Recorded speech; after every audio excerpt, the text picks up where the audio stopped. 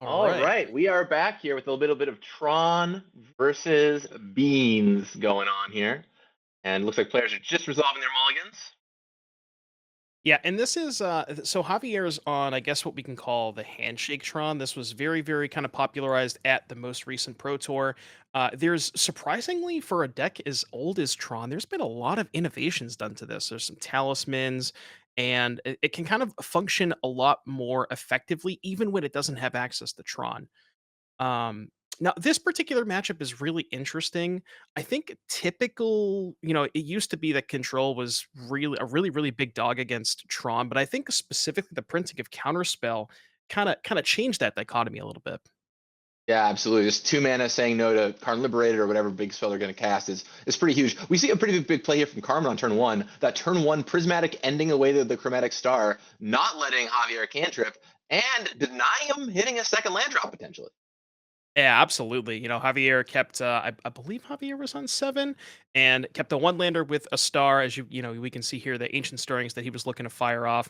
But yeah, and that's another big printing, prismatic ending. You wouldn't think that a cheap removal spell is typically going to be good against Tron decks, but because they rely so heavily on those one mana artifacts, expedition map, things like that, chromatic star, it's very, very good at stopping their early plays. And there's a great pickup right there from Javier with Urza's Mine, getting even closer to finding that Tron. Now, if you're the Tron player here, what is your strategy like? Are you just going to try and jam spells into their counter magic? Are you going to try and like bait them out? How do you think you're going to play this one?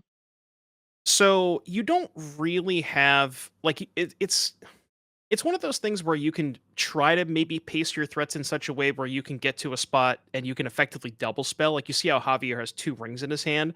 You might see get to a spot where maybe on turn 3, if he has access to Tron, doesn't deploy a ring, waits till the next turn when he has 8 mana and then can deploy, a ring and a card in the same turn. But kind of in the early game, you don't really have any agency. You just kind of have to cast your cheap spells, and because that's how you get to the Tron. Well, and Carmen just being so aggressive here, and probably correctly so, just getting rid of all this stuff. Leyline Binding on the Expedition map, countering Ancient Stirrings. Like she does not want Javier to hit the Tron because she's like, I want to make sure you don't get there, and then I can cut you off of ever casting those spells in the first place. Just don't draw Tron naturally. That's what she has to hope for. Yeah, Carmen definitely recognizing that it's going to get a lot worse for her if she does let Javier get the Tron and trying her best to do that. Now, as Tron typically does, you can only keep this deck off of Tron for so long, and Javier does eventually set up the Tron here. So access to 7 mana, and again, if you look at Javier's hand, it's a little awkward. It's a bunch of 4 drops and a Wormcoil Engine. So if Javier doesn't draw land, like I talked about earlier, it can't effectively double spell. Yeah, absolutely. And really against Tron, what you want to do is buy that time so you can get your next plan underway. Because at some point, these spells do become dealable with. You just have to make sure you have the options to be able to make that happen. And now we see Carmen with at least a few options in her hand. But we're going for one of these three, the one rings first, right here. And that Yeah, it's force of negation. Javier's ring flooded over here, I guess. And that's the kind of the thing about this about Carmen's position specifically is, she just wants to the ring is another reason you just want to aggressively trade as early as possible because you have the ring to kind of keep refueling. So as long as you're trading, you play the ring and you draw, 3, 7 cards, you're going to find more answers after the fact for the follow-up threats. And that one ring giving Carmen just the gas that she's kind of looking for here with finding a planeswalker, leyline binding for a potential threat. And we just go for the cast of Lorien Revealed there. You gotta love just good old 5 mana draw three. Love it. Yeah, absolutely. And Carmen's in a pretty good spot because, she knows that Javier didn't have a land last turn, and we actually do have a 1 mana leyline binding up. So I was going to say if Javier doesn't draw land, goes for ring, activates, Carmen can respond in binding. Fortunately for Javier, did pick up that land. So again, 9 mana. Now we can double spell. I'm assuming that you probably would want to lead with Karn here because if that doesn't get force of negation, then you can, go from there, and that kind of dictates the rest of your turn. Right, and you have that Karn threat on the board. Let's see, does Javier, what's in his cyber? Does he have liquid metal coating in there? What's he doing with Karn? Let's take a Anything look here. notable? Yeah, I'm assuming it's mostly stock. We got a chalice, a cityscape, a cursed totem, explosives, ensnaring bridge, haywire mite, coding. Yep, Here's the metamorph, coating. needle, sundering titan. Stonebrain, Tormod's Crypt, Ballista, and Wormcoil. So yeah, might want to just kind of go towards the coding because if the Karn resolves, then you can jam it. He's gonna go with Ring first. That's kind of interesting. I mean, when you've got two rings in your hand, you just want to try and get one to stick probably and load up on cards, hit your land drops, be able to double spell your huge threats. I mean, I could imagine that's a totally fine line of play as well. Yeah, and maybe Javier recognizes that because of the presence of the One Ring on Carmen's side of the battlefield, that he actually values the Karn as a more potent threat. So if Carmen, for instance, does have Force Negation, Javier trying to bait with the One Ring, trying to see if we can get a fight out of that. All right, and also, right, I mean, she doesn't know that he has a third one ring in his hand, so countering the second one ring sounds pretty tempting. Of course, not knowing there's the third one waiting in the wings right there. But Karn is going to land, and Javier opts to oh, like I think we're deciding. a bit of deciding on what we're grabbing here. One thing I wanted to mention though, Carmen with the access to leyline binding and did have that one mana available, chose not to leyline binding the One Ring when Javier went to activate it, which shows a lot of patience because I think she recognizes that she is already ahead enough on cards, doesn't really care that much if Javier has a couple extra, and really wanted to save the binding for Karn specifically so her ring can still continue to activate. Yeah, real heads up play there. And so here we go. Karn is going to go and get something. I love that the sideboard is all one ofs except for two Haywire Might. Just the strongest card you could imagine. There it is. You're like, two Walking Ballistas. Don't ever need that. We'll never need a second Walking Well, Ballista. But Haywire Might, that is crucial. We got to have two of those. And to be clear, I'm not making fun of him. It's just so funny to me from like a game design standpoint, but it's absolutely correct. right. Yeah, no, it's just like Walking Ballista's the card that you usually get last when you have 16 mana or whatever, and most of the time when you're getting it, they're just dying on the spot. And I can definitely imagine spots where you would want a second Haywire Might because you get into these spots where you have like Tron traditionally makes 7 mana on turn 3, and you can go like say get a Haywire Might, play a Chromatic Star, crack the star, you now have a colorless and a green. That's enough for Might plus activate. And that's like a type of effect that you definitely might want access to a second. But against all these leyline bindings too, I mean, she's got the One Ring active, but also if you want to free something up, like he gives you some pretty good options. He opts to get the Phyrexian Metamorph here, copying a One Ring in the future or a huge creature of some kind. And there's that leyline binding hitting Karn. So Carmen's gonna fall to 11, pick up some more cards. Uh, it's like it's just kind of it's tough because it's gonna be really hard for Carmen to pressure. And as I say that, she draws an Omnath. Never mind then. You also gotta love the Hall of the Storm Giants. Not a card you see necessarily in every list, but that card can actually start cracking damage out of nowhere. Absolutely, yeah. And it doesn't look like Javier's got a Dismember in his hand, which can clear the Omnath, but that one's not going to do that much against the Hall. So looks like Carbon's going to Omnath, make some mana. We're gonna have access to 7, so I guess we can go to Fairy Bounce Ring. Maybe she wants to deploy the Hall though. Kind of interesting. Yeah, a few different options for sure here. Curious to see which path she walks down. Notably, I mean, she is out of counter magic. She has the one ley line binding, of course, to shut something down, but she's out of counter magic. So, I mean, this is starting to get in the dangerous territory of like, what is Tron going to have access to? What is it going to be able to draw? Yes, it's got Metamorph. Yes, it's got Dismember. But Tron's top of its deck is always live once Tron is active, so you have to be quite careful. All right, so we're going to go for the beans here, picking up Endurance, a nice pickup there, and going to ley line binding away that ring. Yeah, and Javier still has a whole bunch of gas left in the tank. Karma knows about the Metamorph. Currently 9 mana, so we can go. I guess you could even go Metamorph the Omnath if you wanted to. I'm not sure if that's the road that Javier wants to go down, but I don't hate it. Yeah, Metamorph on that, trying to do your own thing. Solitude, not Endurance, said the wrong one. Solitude sitting there in Carmen's hand as well. Now, and there's the ring again. Get rid of the old ring, have the new ring, draw some more cards. Phew, just so much value over there for Carmen. I think she was probably really digging for some kind of counter magic, something to interact, but she is now totally tapped out. She is prey to whatever Javier wants to do. Yeah, so interesting to see how Javier wants to kind of sequence this turn. We can start with Ring, pick up a card there. It almost Might be, it is more mana efficient to lead to maybe go Metamorph, copy Omnath, draw a card there, and then you could maybe deploy either Ring or Wormcoil Engine. But yeah, I mean, with three Leyline Bindings down for Carmen, Javier's got to be feeling pretty good about that. He's got to know that his last One Ring is maybe good to go. It's very unlikely that Carmen would find the fourth binding at this point. Yeah, I mean that is the drawback with playing those leyline bindings early. Is yes, you cut him off early, but once he hits Tron, he's going to have action in the late game. All right, so we go for Metamorph on the One Ring. Truly a ring battle. Karn's a pretty good find there. Yeah, and that Karn is going to stick too. I mean, there is no answer in Carmen's hand, but she's also tapped out. No force in sight. And with Javier having access to 6 mana, I almost like Dismember the Omnath, play Karn. He's going to go for Chromatic Sphere. I was going to say Dismember the Omnath, play Karn, and then you can go get the Haywire Bite and potentially even just leave the Haywire Bite in play, not crack it immediately, or just leave the option to kill one of those bindings. Maybe if Carmen finds the fourth binding for Karn, then you can get your Karn back or something like that. But we'll have to see how Javier wants to play this. Picked up a Tron land too.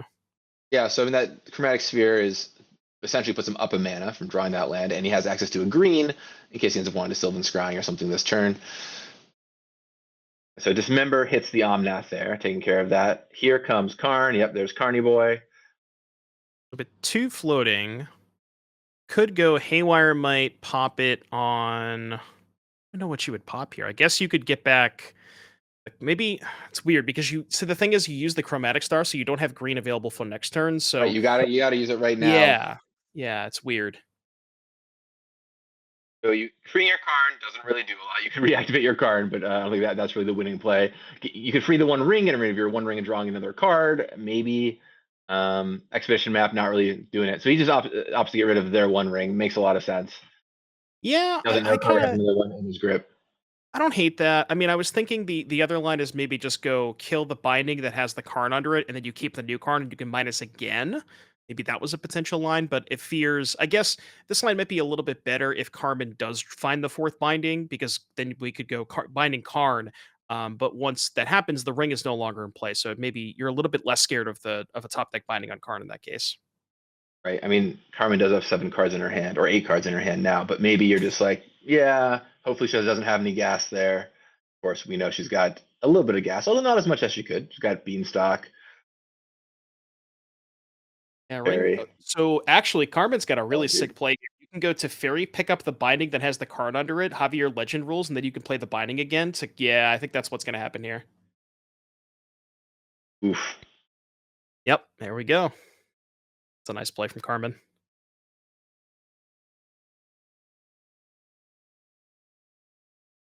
Going for some Oh, beans. got a bean first. You can't. At this point, Carmen has definitely not drawn enough cards, so obviously we got a bean first.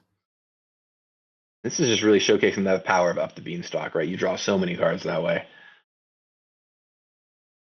And Leyline Binding being a convenient 6 mana card that costs not 6 mana. Yeah, I Really good know. work.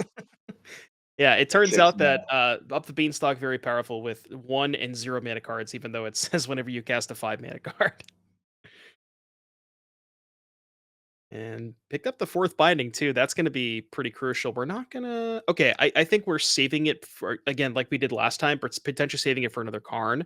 Because, Carmen did have the opportunity to fire it off on that ring. I see a few cards pitched here to discard step. Always, you got to be feeling good when you're just too flush with cards, you know? Just going to discards, just going to cleanup step every single turn. And picks up a talisman, so now we will have a permanent green source at least. Yeah, and that's actually pretty relevant because now we can start casting these ancient stirrings and trying to find more gas. I would assume the card that Javier is looking for the most is Ulamog, which yeah, there are 2 copies of Ulamog in Javier's deck. Only going to find 4 lands here. That's not what he's looking for. And 3 more mana, not interested. We'll take the forest. Just got to be able to cast those green spells. Yeah, worth noting, Wormcoil Engine probably the worst possible threat that you could have in this matchup because the presence of Solitude and all that stuff. And Leyland Binding, right? I mean, Yeah, between those two. And also, even it's so bad Teferi. against Teferi, yeah. So he goes to he's going to grab a Beseju, which we can Beseju the binding to unlock the Karn. That's going to be a pretty powerful play next turn. Yeah. It'll unlock the Karn. The question is, what is the Karn trying to get rolling at this point? Like, what are you Karning for? Um, and how is it Mhm. going to pull you out of this situation? So the options here would be probably Cityscape Leveler. I'm doing a check for Sundering Titan. Oh, there is. Okay, I just missed it. It was kind of looked a little bit different. So yeah, you could go for something like Sundering Titan or Cityscape Leveler. Titan would blow up 5 lands. Yeah, I would imagine Titan's probably the one you would want to go for. All right. Carmen has picked up a counter spell. She's sitting on 2 leyline bindings thanks to Teferi picking one back up. So definitely well stocked with options. Oh, Gotta funny say, enough, the like Carmen's position. the Sundering Titan only blows up 4 lands because there's the green black is Zagoth and then red would be Vents and then you have all blue white lands. So True. You have to settle for only 4 lands in yeah, that only case. 4. Paltry 4 lands. But yeah, I think don't get me wrong, the domain is nice to reduce those leyline bindings, but like at some point, you just have enough mana sources that even losing 4, you're okay with. And then when Thunder Titan goes away the second time, you'll only lose 2 more. So, you can still kind of make do with what you have. But if you get the resource constrained enough, possible Tron could come back and get you. All Yeah, right, so this Car is gonna be a tough one for Javier. I'm wondering, yeah, because if you it's tough. You can Karn for I guess Cityscape Leveler. And Karn for Cityscape Leveler blow up. Guess the other binding to get map. That doesn't really accomplish that much though. Elevation AP points out in chat that if you were really feeling it, you could not select the Goth Triumph or Green to blow up your own forest if you're really trying to get 5 lands, which if you're a person trying to get the most value possible, which I appreciate. True. There's an Ulamog off the top. That's a good That one. is huge, and an So Oblivion now Stone as well now in the grip. we have 8, 11, 13, 14 with a land drop. So you can go Ulamog. We're gonna go with O-Stone first. Interesting. That is almost Hate the certainly going to counter eat. spell. Yeah. Yeah, I think I actually like this more because if Carmen doesn't know about the Ulamog, just like you know for a fact the Ulamog's going to get its value even if it gets countered. So not giving her the information that you have the Ulamogs leading with the Osan, I think that makes a lot of sense. Right. And the Ulamog is going to eat a leyline binding, but it is going to take away 2 things in the process. And, be a big threat that could be unlocked under leyline binding later in the game with that Boseiju, for example. Yeah, it looks like Javier going after the Hall. I like that a lot. So now you cut off Carmen's main win condition and you get the Karn back. You can immediately minus. That love it. Oh, actually, the Ulamog is still in the stack. Carmen has a window to binding. I forgot about that. Oh man, yeah, you're not going to be able to activate Karn this turn because you do not have priority. The stack is still full. Ulamog's ability is not it enters the battlefield trigger. It is a cast trigger. So Ulamog's still hanging out there, and it goes right back under the binding. And Carmen's got that another leyline binding in her hand to get rid of that Ulamog. Jeez, all Interesting. the answers. Javier didn't play a land there, so he actually had the Boseiju discount with the Ulamog. Could have went main phase binding and then immediately minus the Karn. I guess we're just saving it for next turn. I will say I totally agree with you that it's a real heads up play to get rid of that Hall of the Storm Giants. Like that's not a play I think a lot of players would see, but that is how Karma's going to close this game easily. And she still has ways to close, but it's going to be a lot harder. It's going to take a little bit more time.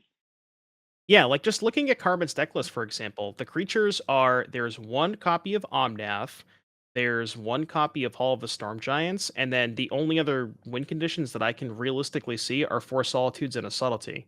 Past that, there's not much else. And the Omnath and the Hall are both gone, so it's going to be really difficult for Carmen just to, even regardless of how many cards she has in hand, it's going to be hard for her to physically win this game. Right, and keep in mind she only has 16 cards left in her library, and while that might seem like a lot, you start churning through them really fast as you're beanstalking and drawing a card here off Teferi and so on. So be afraid. Sneaks up on Fair, you. All right, and there's you want to bounce Teferi. that Ulamog for me? I I don't think think so. so. I don't think so. All right, picks up the binding again. Give it back an expedition map. How generous. Now you can binding the Ulamog, but we all know, and Carbon knows about the Boseiju too. I guess you just want to give you want to give you want to give Javier too many Boseiju targets because you can only go after one of them. And we're gonna go after the Karn. Guess we have Solitude for the Ulamog as well, so that can kind of clean that up pretty easily. But yeah, like you said, there Carbon's only on 13 cards, and those of the Beanstalks are not a May. You got to draw from those. So And Expedition Map can go find Urza Saga, which can create some of those construct tokens. Just get some stuff on the ground that can block those lifelinkers, and that buys you some time there even. So yeah, I doubt we'll see Carmen cast this Lorien revealed this game. I don't think that's gonna happen. yeah, I think we are past the point of needing to see what's going on in Lorien. It's revealed No enough of need, its secrets. yeah, no revealing. Maybe just discard. All right, well, she's going to discard the Misty Rainforest, so it's possible she's also just out of good targets for that. Maybe, yeah. All right, untap with Ulamog in play, but Leyline Binding right behind. Now, one interesting trick is if you Boseiju Leyline Binding with Leyline Binding's triggered ability on the stack, it does not exile what it's targeting. So if you go to attack with Ulamog and she Leyline Bindings, and you respond with Boseiju on the Leyline Binding, Ulamog will not get exiled. Yep. And it's a pretty big game. Now, of course, there are these evoke creatures in the mix, which is going to make it that trivial to deal with Ulamog, but still thought that was an interesting note. Absolutely. Yeah, and I think, Carmen probably aware of that as well, and that's why she decides to go with the Solitude. Yeah, well, so the Ulamog's gonna go down. Javier did pick up the Urza Saga that you had mentioned, which is gonna give him a couple more threats. But honestly, I think Javier maybe even recognizes this. I think he realizes that his main win condition is just Carmen's deck size, you know? Yeah, just running her out of cards, right? Like she's forced to drop those beanstalks, and only has 11 cards left. Two expedition maps sitting for Javier, so he can go find more Urza Sagas if he needs. Got Wormcoil Engine, One Ring, just stuff to kind of tie up Carmen's time. Now, Carmen does draw Subtlety there, so she's going to have access to a flyer to start attacking with. But, at 23 life, that's still a lot to shoot through. Yeah, Solitude's pretty good, but it just basically gave Javier another two turns or whatever because it gained him 10 life from the Ulamog. So we're gonna start with the ring. Probably looking for maybe the second Ulamog, perhaps. Yeah, that would really do the trick. If we're looking Progenitus, okay. Not that good. And not quite what you're looking for here. I mean, you can always cycle it away, but let's see. This Carmen doesn't have like the Mistveil planes that redo Cat or anything like that, right? Let me just check here. Not that I No, saw. I okay. don't think I noticed it. No Mistveil planes, although I do appreciate that from Reed. Yeah, that could have actually been a way to prevent decking. You never deck out with the planes. Yeah, although up the beanstalk does make it tricky. Yeah, I'm curious to see if Javier wants to go for the Boseiju to get back the card in this turn. He's kind of been really patient on this Boseiju, and I'm curious as to what he's saving it for. And we're gonna just play this Urza Saga. And looks like he's just interested in passing here, holding on to that Boseiju for a rainy day. Carmen knows he has access to the Boseiju, even if he doesn't directly know that he's got Boseiju in his hand. The expedition map indicates he could have it. There's Subtlety just coming in. You know what you need right now? 4 mana, 3/2 flash flying. That Yeah, is what will get the job done. Carmen's The got to 3/2 try is and get this game over I with. can't remember. It's attacks for 3. Yeah, Carmen really does have to try and get this game over with, as we said. Again, a lot of answers in hand, but just not really any access to threats. You can go attack for 3, put Javier to 20. You can play Solitude, which draws 2 cards, puts Carmen to 8 cards in hand. And assuming she never triggers the Beanstalk the rest of the game, and Javier doesn't present a blocker, I guess that would be enough because 20, and then you have 6 power. That's 4 attacks, but it's barely enough. All right, we crunch in for 3 here. Getting that damage. Oh, I had actually forgotten about the Kahira. Okay, Right, there's that's the actually Kahira a thing. companion. Yeah, Something. It's something. because that Just uh, also does kind of speed up the clock a little bit. That pumps all the elementals by +1/+1. It does. The Urza Saga will still make tokens that can block it on the ground. But maybe Prismatic Ending or Leyline Binding of Solitude, whatever, has something to say about that. And now Javier just loading up on cards. Carmen only 10 cards in her library. Even the dismember here is pretty good because it just again we talked about how few creatures Carmen actually has left in her deck. Wormcoil Engine, that thing blocks. Certainly, and gains you 6 life if it connects 2, which is going to make it even more tricky. Yeah, one All attack with right, Wormcoil is basically just game over. looks like we've decided now is the time for Boseiju. So we're Bosejuing away a Leyline Binding, trying to unlock the Karn underneath it. 15, I count 16 mana with Tower as the land drop, so that represents a Ballista for 8 potentially, with Carmen at 11. But I mean, even Ballista for 8, you just kill the Subtlety, kill the Teferi. I wonder if he's going to go for that. Maybe go for a Sundering Titan. We'll have to see what Javier wants to do. Yeah, I think at this point you just grab the Ballista, and if it sticks, oh, okay, we're going for Cityscape Leveler, also a fine option. Yeah, I actually that one makes a little bit more sense because even if there's a counterspell present in Carmen's hand, you get the cast trigger to kill the Subtlety regardless. Right. Right. No, I haven't been counting. Has Carmen used all 4 of her counter spells, or does she have one left? One left still. I'm sure Javier's been counting, but they're all Un- exiled at the moment, so I can't click yeah, in and go see. unfortunately, with the relic of there we go. Looks like 2. Yeah, because they are whiteboarded, so only 2 counterspells down. All right, so yeah, only 2 counter spells. Okay, so you got to be playing around that at this juncture a little bit. Carmen has 4 counter spells, 2 Force of Negation in her deck, so some stuff's still hanging out there. It's really rough for Carmen though. Every one of these exchanges that's made where Javier is killing a creature, it requires her to cast another 5 or 6 mana spell, which is just 2 more cards drawn from her library. Like you have to play a Solitude or a Binding to answer this, and it's really really rough for Carmen. Right, at some point, it's like you have all the answers in the world, but the problem is you have actually drawn all the answers in the world, and that's going to do you in. And now, Cityscape Leveler hits, and Carmen's in a tough spot. What do you do about this? How do you win the game from this position? Yeah, I guess you can Teferi. Like if Teferi sticks around for a turn or two, you can try to bounce it, but even bouncing it's not really that good of a proposition since we can just recast it and get another cast trigger. I guess maybe okay. Well, here's the thing. Carmen can prismatic ending her own beanstalks if it comes to it. So maybe she's thinking about that. Like say, don't do anything this turn. You can go untap, double prismatic ending, get rid of both the beanstalks, play a binding, don't have to draw cards, get rid of the leveler, and maybe that's her plan. Yeah, you can go down that path. The problem I have is how are you going to win from that position? Right? And you Yeah, still have to win with the 10 cards you have, whether you draw them fast or slow. You don't have a lot left to do that with. Subtlety's exactly. in the graveyard. The Hall of the Storm Giants is exiled. And All right, every we're time just you cast one of these solitudes, you're just giving Javier another 8 or 10 life. So right. And yeah, here comes Solitude. Picks up a Dress Down, picks up Force of Negation. Dress Down's cantrip, looking worse and worse. yeah, I don't want to draw a card off that thing.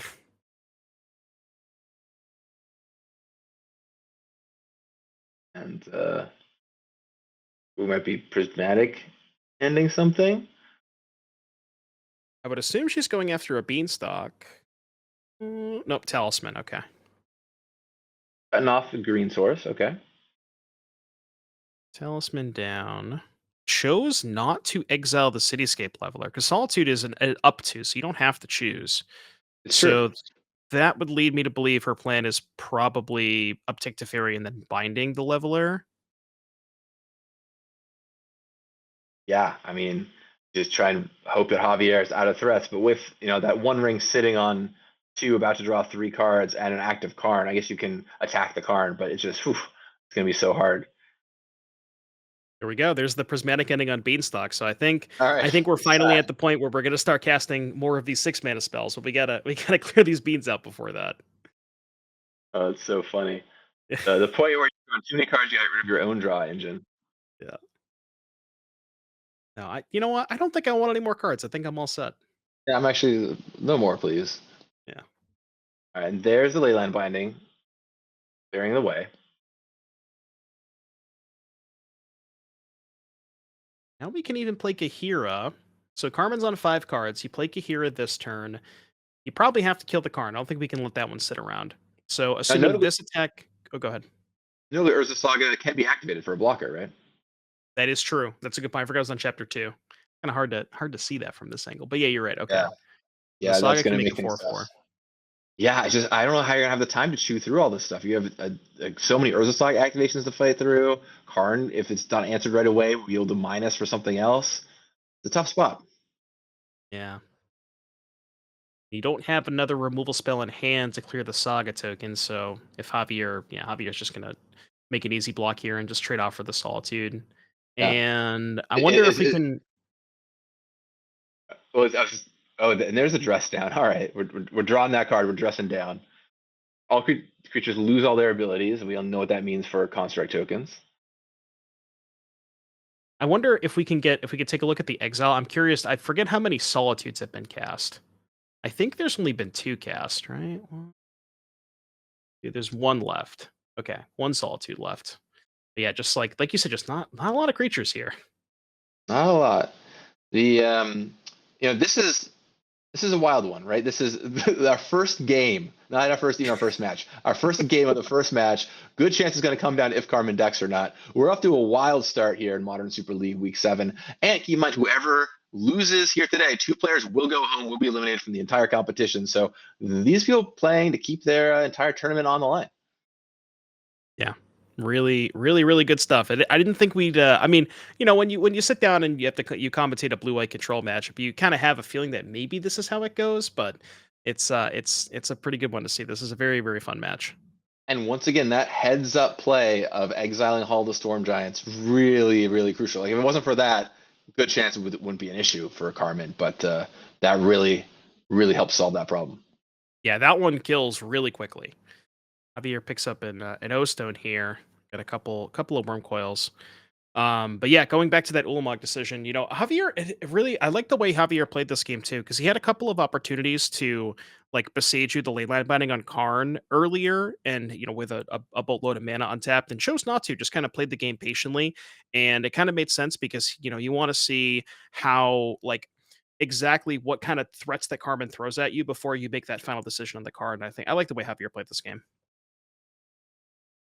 Yeah, and sitting at 4 cards in library, I think that's going to be crazy. Here's a Walking Ballista. Here's the Ulamog in hand. I think this one is all but over for Carmen. Yeah, and there it is. There's the Confirmed. concession. On to game 2. Jeez, what a wild first game here, the Modern Super League. That was nuts. That was something. Oh, so I wanted to bring this up during sideboarding. I don't know if you were listening when we were having a conversation earlier before the call, but Carmen had mentioned that she had a couple of crumble to dust in her sideboard, and she said that she didn't need them because she thought the matchup was good enough. So we'll have to see if that's true. Yeah, yeah. I mean, looks like looks like those did not make the final cut. But as far as All what right. we do have here, Wait, who let's do you take like a in this look. matchup in general? Like on paper, who do you think is advantage in this matchup? We just saw a whole game transpire. We saw literally basically Carmen's entire deck get cast. Seeing that, who do you like here? My apologies. It looks like the crumbles are there. I just didn't see them on the screen. My bad. Never mind. It's kind of tough. This is very interesting. I thought that Javier was going to be favored game 1. Now that I do see the crumbles there, I'd mistaken those for something else. I probably would say Carmen's a slight favorite of the post board games. I do like, again, the crumble to dust are pretty massive if you can resolve that card and keep Javier off Tron. Like you noticed that game, Javier was just able to overwhelm Carmen's counter spells, just get to a point where he was casting multiple threats in a turn. And the Tron deck has like, you can eventually hit 7 or 8 land drops and start casting your spells, but when you're not double spelling, that makes your counter spells a lot more live. Yeah, once you start be able to post multiple threats in a turn, even if you have all the answers, it's just you can't do that forever, especially when you're backed by the One Ring, right? That One Ring resolves. You don't have any pressure on Javier. He keeps picking up cards. You're gonna, you you're eventually gonna run out of stuff to do, or simply run out of time to do it in, as we saw here. Yeah, and Carmen reaching for the Narsets as well. Those are very, very good at stopping Javier's one rings. So yeah, I think that Javier was a pretty big favorite game 1, but I do like Carmen's position a little bit more in these post board games. And yeah, especially just with all the answers she has to specifically ring. We have the 4 bindings. Even Teferi sometimes can reset a ring if you draw a counter spell later. That can be pretty good. And the Narsets and the Vito is definitely going to come in clutch here too. I like Javier just thinking if he what he wants to bring in. If he wants to bring in someone who's one of bullets in race. He was toying with liquid metal coating, just putting it in the main to try and mise there. Stone Brain looks like it might be coming in just to mise. So that's exciting. Yeah, I mean it's matchup with Tron is always interesting because even if your deck is well suited against it, post sideboard, pre sideboard, whatever, if they get a good draw and you just don't have the answer, you're just going to lose. So it's going to be a very exciting game no matter what happens. And while I agree Carmen is favored, we're going to find out here right now what's going on. And the players draw their opening 7. The Looks, crumble. there's a crumble. Looks pretty decent here for Carmen. You do some preordain, Venser, or is that I kind of looks like Venser to be that version, but to Fairy. Uh, Yeah, great hand from Carmen here. A cantrip to help find land drops. The basic planes is kind of awkward because it doesn't cast counterspell or crumble the dust. But yeah, cantrip plus Teferi plus other actually 2 cantrips because you can just cycle the trust down if you need to. And Prismatic End a good pickup. We saw that game one. Was able to take care of the star, and I would imagine that's where Carmen's going to go here. Yeah, I mean, game 1, her strategy seems very much seem to be just like stop your early stuff. Don't let you hit Tron early. Don't let you crush me with stuff early. Is she going to go for this game? No, she does not. She opts to not prismatic ending the 1-drop right away. It's interesting. It kind of makes more sense in a post board setting when you have the crumble to take care of Tron. So your game plan isn't necessarily try to keep Javier off of Tron as early as possible because if you resolve crumble to dust, then none of that matters. Just cantripping dress down, trying to find a third land. Ooh, no Tough. third land for Carmen. Now that Tron will definitely take advantage of that. Not only no third land, but no second source of blue mana, which she really wants to be able to counter whatever Javier throws down. Not the end of the world because she did pick up a force of negation, which even though it doesn't still not missing land drops, that's rough, but is still able to counter a threat that Javier goes for. But the problem is the threat that Javier is going for is Urza Saga, and that one does not really care about force negation. Yeah, and you're just gonna, do this again on her main phase before it pops, and suddenly have a couple creatures. You play out some more artifacts from your hand, make them a little bit bigger. And if you're stuck on lands, that's going to be a big issue. Now she is gripping to Fairy to be able to pick up one of those tokens and buy some time, but doesn't have the third land. She has access to Solitude to deal with one of them, but once again, that requires you spending more resources. She can prismatic ending as well, but it's just that's not what she wants to be spending her resources on early.